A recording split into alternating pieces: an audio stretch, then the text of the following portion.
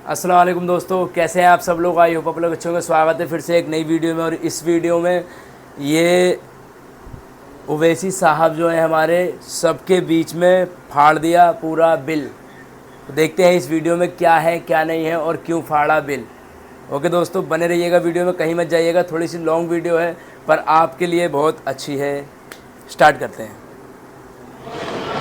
श्री असाउद्दीन ओवैसी बुला रहे हैं, इस्माइल भी आ गए। बहुत बहुत शुक्रिया सर। स्पीकर सर, मैं ये वक्फ तरमीमी बिल की मुखालिफत में खड़ा हुआ हूँ। किसी एक शायर ने बड़ा अच्छा कहा था, जब भी ज़मीर और ज़र्फ़ का सौदा हो दोस्तों, जब भी ज़मीर और ज़र्फ़ का सौदा हो दोस्तों, कायम रहो हुसैन के इनकार की तरह। सर, ये वक्फ तरमीमी बिल भारत के गयूर मुसलमानों के ईमान पर, इबादत पर एक हमला है। नरेंद्र मोदी की हुकूमत ने इस मुल्क की सबसे बड़ी अक़लियत के खिलाफ एक ऐलान जंग कर दिया। और ये जंग ना सिर्फ मेरे जिस्म पर है, बल्कि मेरी आज़ादी पर, मेरी समाजी और माशी मार्जिनलाइजेशन पर है, मेरी शहरियत पर है, मेरे मदरसे, मस्जिदों, खानखाहों और दरगाहों को निशाना बनाया जा रहा है। और ये हुकूमत सच्चाई को नहीं बयान कर रही है कि ये तरमीमी बिल से मुसलमानों का तहफ़्फ़ुज़, तरक्की और गुर्बत का खात्मा होगा। ये सरासर झूठ है। सर, अगर आप आइन के आर्टिकल 14 को देखेंगे तो उसमें लिखा हुआ है इक्वल प्रोटेक्शन। अब आप देख लीजिए सर कि हिंदू, सिख और जैन को और बौद्ध को उनके एंडोमेंट में तहफ़्फ़ुज़ मिलेगा, क्योंकि उनका एंडोमेंट बाय यूजर बरकरार है और उनका एडमिनिस्ट्रेशन उनके हाथ में होगा। वे गैर हिंदू या गैर उनके मजहब का आदमी दान भी दे सकता है उनके लिए। और एंडोमेंट बोर्ड का तहफ़्फ़ुज़ भी मिलेगा, क्योंकि उसके ऊपर ओवरराइडिंग क्लॉज अप्लाई नहीं होगा, लिमिटेशन का कानून उस पर अप्लाई नहीं होगा। उसके बरक्स ऑपोजिट आप देख लीजिए, मुस्लिम वक्फ को वक्फ बाय यूजर निकाल दिया गया। एक मुस्लिम वक्फ की जायदाद पर कब्जा होगा, लिमिटेशन लगेगा तो जो एनक्रोचर है, जो खाबिज है, वो रातों रात मालिक बन जाएगा और एक गैर मुस्लिम वक्फ बोर्ड को एडमिनिस्टर करेगा। ये आर्टिकल 14 के इक्वल प्रोटेक्शन का वायलेशन। अब आर्टिकल 14 में सर इक्वालिटी बिफोर लॉ भी है और उसका कैसा वायलेशन हो रहा है कि कोई आर्बिट्ररी स्टेप नहीं ले सकता और कोई भी ऑफिशियल किसी भी तरीके से गलत आर्बिट्ररी फैसला नहीं लगा। यहां पर आप एक डेजिग्नेटेड ऑफिसर को रखकर वो फैसला लेगा कि ये जायदाद वक्फ की है, गवर्नमेंट की है। क्या ये प्रिंसिपल्स ऑफ नेचुरल के खिलाफ नहीं है जिसका तकर्रुर एग्जीक्यूटिव करती है? ये हमारे theory of separation of powers, Bharat के आइन का बेसिक स्ट्रक्चर का हिस्सा है। क्या इसका वायलेशन नहीं है? सर, आर्टिकल 25 का वायलेशन कैसे है कि आप मुसलमानों से वक्फ बाय यूजर छीन रहे हैं और फिर आप कर्ब कर रहे हैं वक्फ वाल औलाद को, मगर वहीं पर दूसरे धर्म के मानने वालों को उनके मजहब पर चलने की पूरी इजाजत है। लफ्ज जो आर्टिकल 25 में इस्तेमाल हुआ सर, वो इक्वली एंटाइटल्ड, यहां पर मुसलमानों के इक्वल एंटाइटल्ड नहीं हो रहा।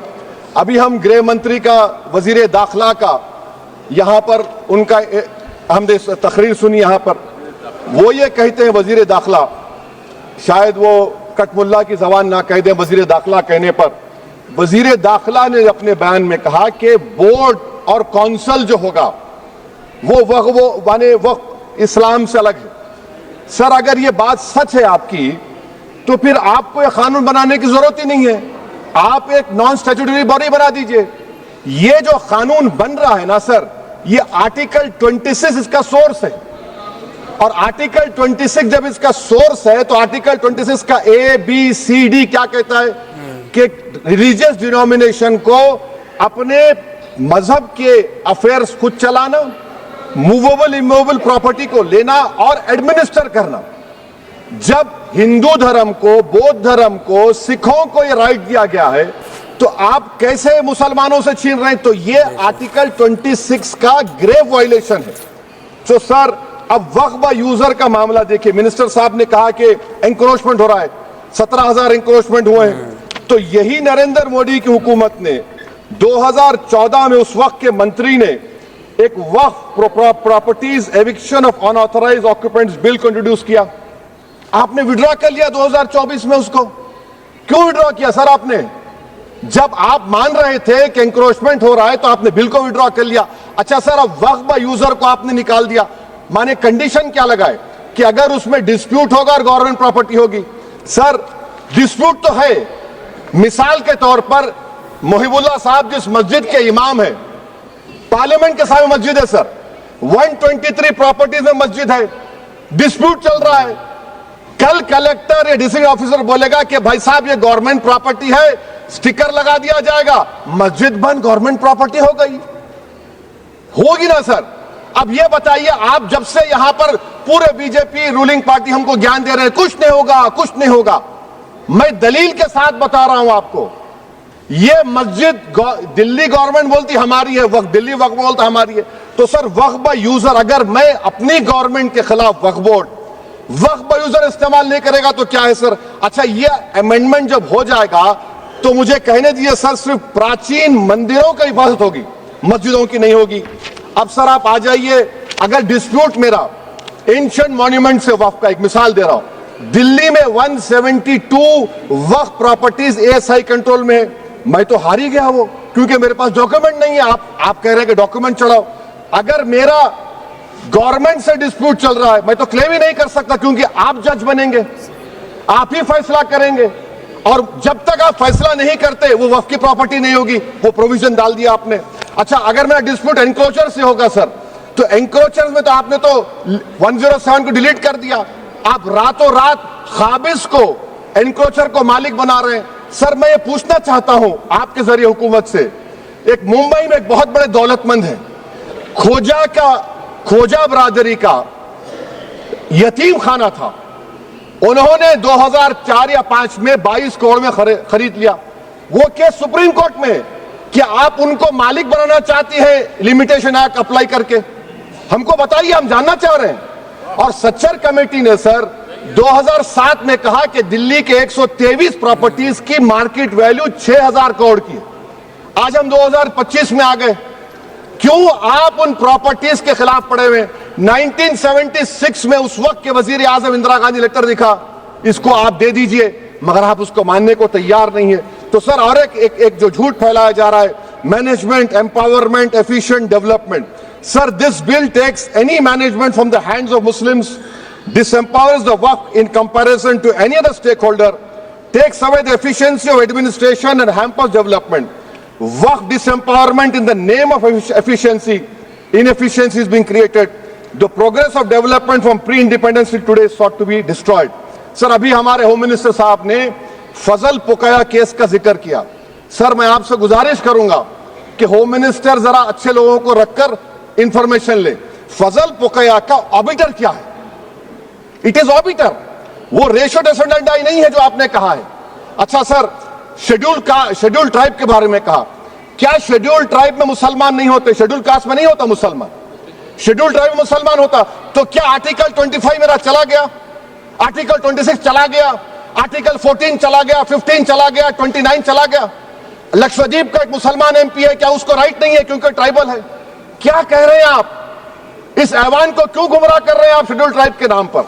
सर और एक चीज जो आपको बता रहा हूं सर, अब आप जब आर्टिकल 26 से मेरा सोर्स है, तो आप सेंट्रल वक्फ काउंसिल में 22 में से 11 आप नॉन मुस्लिम को बना सकते हैं, रिलीजन न्यूट्रल आपने कह दिया, और आप बनाएंगे, क्यों बनाएंगे आप? स्टेट वक्फ बोर्ड में 7 नॉन मुस्लिम होंगे और 4 मुसलमान, क्यों होंगे?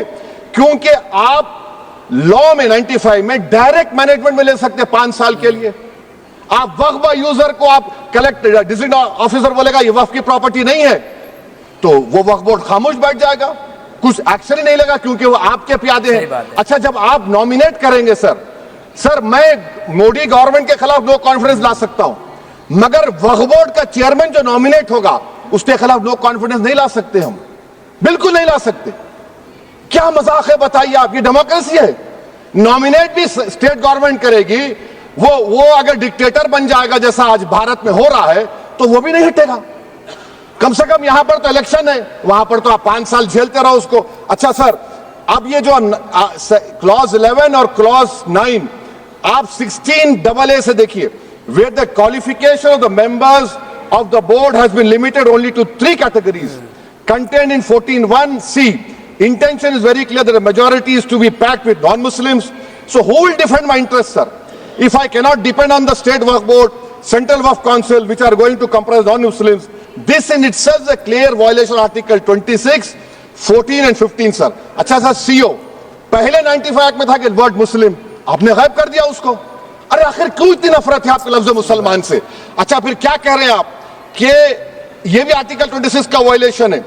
सब जितने हिंदू धर्म के प्रॉपर्टीज है, सिख धर्म के, बौद्ध के हैं और आपके जैन के, वहां पर उन्हीं के मजहब का ऑफिसर होगा।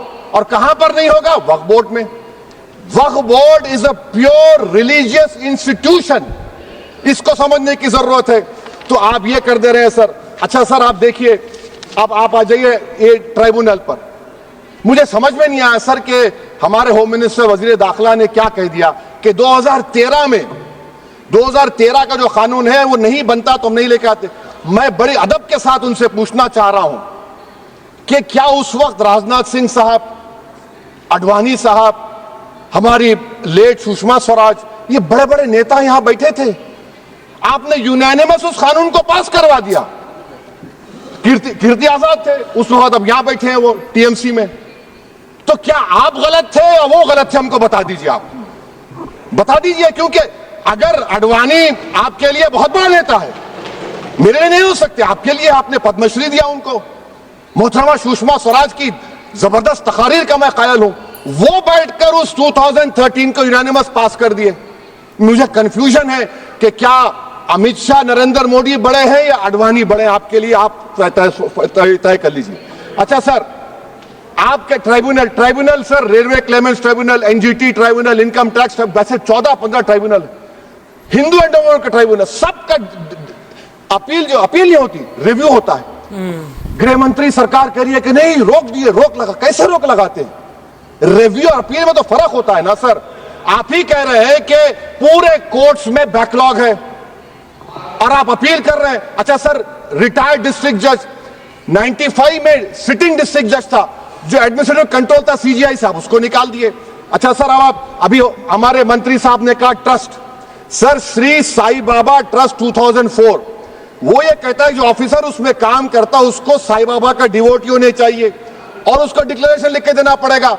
यहां पर हो रहा तो यहां पर क्यों नहीं हो रहा? अच्छा सर, आप फिर देख लीजिए, ये आपका हो गया सर। हाँ, अब अमित शाह साहब ने सेक्शन 2A के बारे में कहा और उन्होंने इस बात का इकरार कर लिया कि दाऊदी बोहरा के लिए यह बनाया गया है।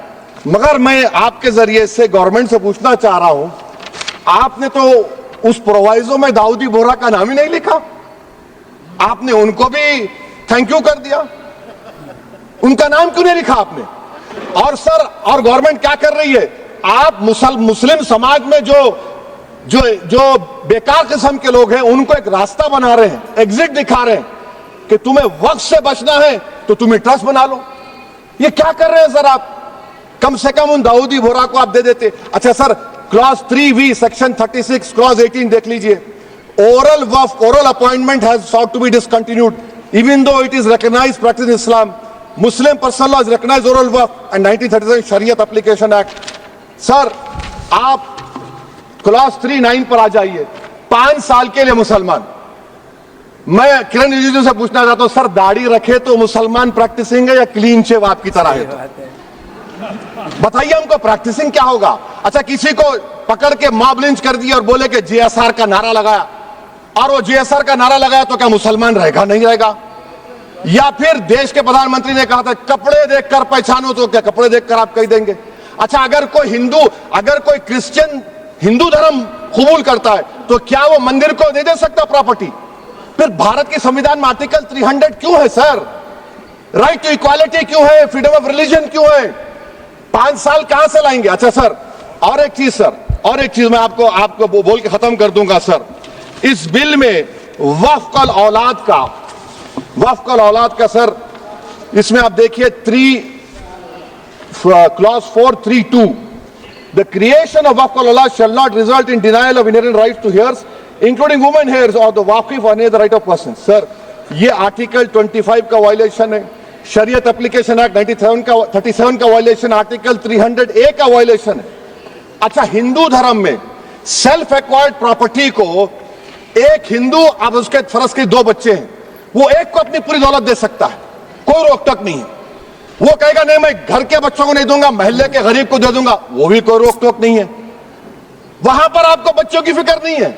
जब मैं अपनी प्रॉपर्टी को अल्लाह को मालिक बनाकर दे रहा हूं, आप कह रहे बच्चों की फिक्र नहीं है। इतनी मोहब्बत आप बिल्किस बानो से दिखा देते तो आपके लिए दुआएं देती आपके लिए। तो सर आप दूसरी बात आप देख लीजिए सर, आखिरी बात कहकर मैं अपनी बात को मुकम्मल कर रहा हूं सर। थोड़ा सा वो ले गया दोस्तों। नहीं खैर मुकम्मल कर रहा हूं। स्पीकर साहब बहुत टाइम दे दिए। सर आप देखिए, इसमें अमित शाह साहब बोले कि इतनी प्रॉपर्टीज का कब्जा हुआ, चोरी हुई, ये हुआ। सर क्लास 2652A सेक्शन, अगर कोई प्रॉपर्टी बेचता है, अच्छा। 2 साल की सजा थी, आपने क्या कर दिया, उसको 6 महीने कर दिया। नॉन बेलेबल था, आपने बेलेबल कर दिया। सेक्शन 40 की बात करते हैं।